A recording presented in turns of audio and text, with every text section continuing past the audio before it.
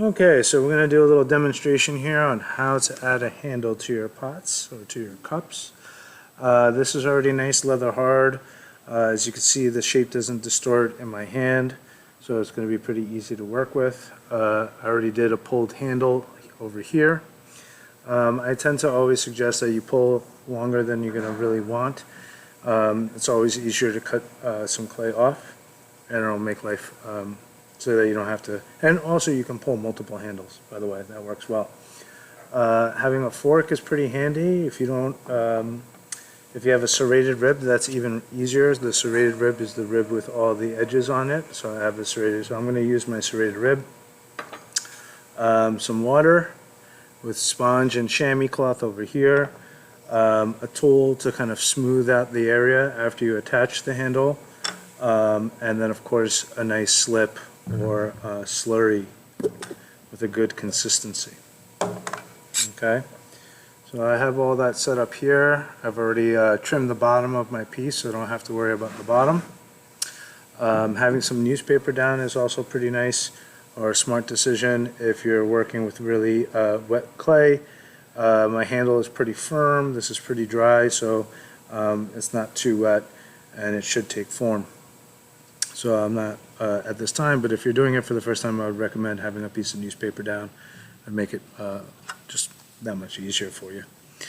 Alright, so I have the handle here, right, and I have a nice finger groove. When I did my pull, I created a nice finger groove in the center of that.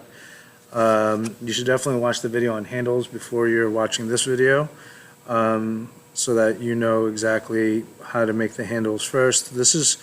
Hand pulling is one way to make a handle. There's hundreds of ways to make a handle. You can use an extruder. You could just use a slab. There's tons of different ways. But the most common that we do is a pulled handle using water and starting off with like a carrot-like shape. So I sliced my handle, and what's key here is that you're going to slice it in an angle. I'm going to try to hold that for the camera. So I'm not slicing it at a 90, I'm already slicing it with the idea that it's going to be bending in space. And I'm going to take my serrated rib and I'm going to scratch or score the connection or the end so that you can see that I scored and roughed up where it's going to connect. Now with the design of my pot here that I've been experimenting, I want to have a low handle, a handle that's going to be placed in this area, kind of the midway point. I really don't want it to interfere with these lines that I've created as far as texture. So I'm going to begin by scoring on the wall and in the same width and size of my handle. If you want more accuracy in doing this, you can always place your handle there, kind of trace out that shape. I just kind of score it up, and then I'm going to grab some slip and I'm going to coat both, kind of dab it on there and rescore. The same thing over here on this part of the pot. So I have it already scored up right there, and now I'm going to add some slip, spread it both ways, and I'm going to re-scratch that surface again. We want to make sure that the joining of those two areas is really strong. Also, it doesn't have to be this way, but I tend to go by the rule the thickness of the pot is relatively almost the same thickness of the handle. Obviously it just depends on what you're making, or aesthetics might change that, but it's a good kind of common first rule. So as you can see, I'm leaning the handle into the pot and slowly pushing the handle into my mug form, and I'm slowly blending those two areas together, and I'm just allowing this to drape and hang downward. This is one way to put a handle. There are other ways to put a handle. You could actually start off with a little piece of clay that's rolled up like a sausage, attach it, then you kind of heat it up so that the bonding is really good, and then you can pull it directly off your pot. That's another way. So there is no like the only way. The way that works best for you is the way that works and the way that looks best as well. Okay, so now I'm just going to lightly sponge that. I have a nice blending over there. I'll place my finger here to kind of work with the idea of how I want this to bend and curve. And again, I want it to go into this area, and I kind of just visually make a little marker. And I know I'm going to cut the end of my piece here, and I'm looking at the shape that it's making, and I want that nice ear-like shape. Okay, so I'm going to cut it like so. I'm going to cut it right off. And then I'm going to score here. I'm going to add some of that slurry right there. Score that surface as well. Score where they're going to meet. Add the slip onto that. And then I'm going to bring the bottom piece back up. And then with my finger, I'm going to start to attach that. And again, I'm looking for the nice shape and design.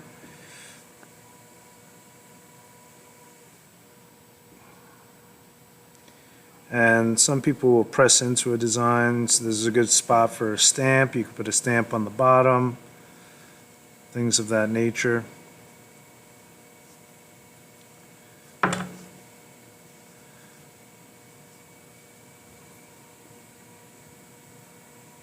And I like to kind of push and create like a little bubble at that end, so it gets a little thicker where it attaches.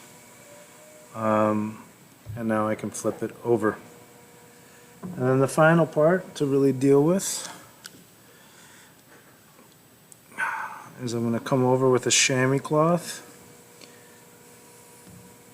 I'm going to make a little coil using that same clay, roll a little tube. Nice thin tube, larger than what I need. And I'm going to lay it across where it meets. And I'm going to go and press it down into the handle. And if you do a really nice job of, little press marks, that could also be a really wonderful complementing pattern or texture to your piece.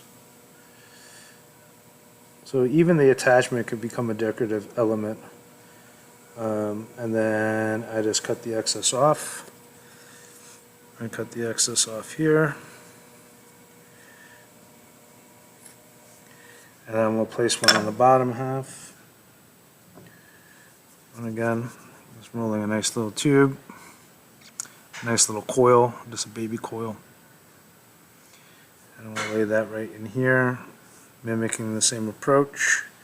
I'm going to start at one end, and the key thing is that you start at one end, you push down, and you're going to just move 1/8 of an inch or 1/4 inch distances so that no matter what, you don't trap air in your coil in the joint that you just made. And that's how you get that sucker done. Some days it works beautifully and boom, boom, boom, 3, 4 little things and you move. It's one of those, I would have to say, like, the less fidgety you are about it, the better they tend to come. Take a little chamois, just kind of wipe it back and forth. Make sure that blending is nice and good. And it takes care of any of that excess slip. That's just a little piece of chamois cloth that I cut up, or or you can use newspaper, wet newspaper, or even a makeup compound sponge works very well. Has a nice shape to it, has a nice handle. It feels hefty enough to support the size of this mug. So I feel like it complements the shape and form. And then you want to make sure you turn it upside down, allow gravity to keep that ear shape happening. Because if you leave it vertical, it's going to open wider and wider and wider. If I want it to be more and more narrow, I keep it in this angle, this shape. And I definitely want to have this slowly dry for at least 24 hours. That's the preferred, for me, that's how much time I prefer to give it, allowing that bonding to match up as far as the moisture in the handle to match the moisture in the pot. And then I would unwrap it and get it ready for bisque. All right, I hope you enjoyed this video, and I'll probably make some more. All right, have a good one.